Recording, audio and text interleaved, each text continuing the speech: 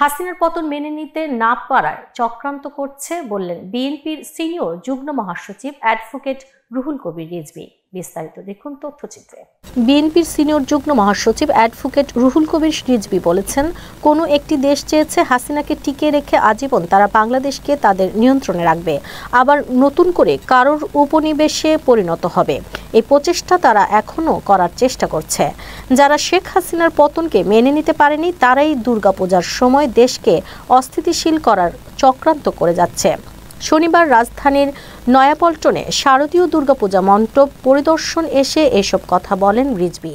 দিনও হয়নি ওই মুহূর্তে তাকে ধরে নিয়ে এসেছে শেখ হাসিনার গোয়েন্দা পুলিশ। কত ছেলে ঢাকা বিশ্ববিদ্যালয়ের, তো আমরা তো একসাথে লড়াই করেছি গণতন্ত্র ফেরানোর জন্য, হিন্দু মুসলমান সব একসাথে। আমাদের এই অর্জন সবার, এটা কোনো বিশেষ ব্যক্তি বা দলের নয়।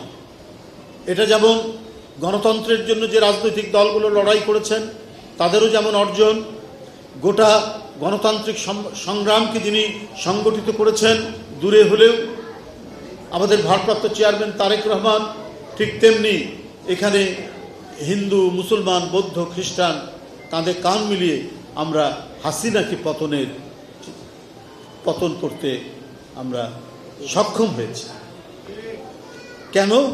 যেই দেশটা যদি স্বাধীনতার জন্য সবাই একসাথে লড়াই করতে পারে, আবার নয়া উপনিবেশ তৈরির জন্য যদি কেউ চেষ্টা চালায়, সেটাও তো রুখবে একসাথে হিন্দু মুসলমান সবাই মিলে। এই অঙ্গীকার এবং এই আকাঙ্ক্ষা, এই সাহস সবাই একসাথে আমরা পোষণ করি।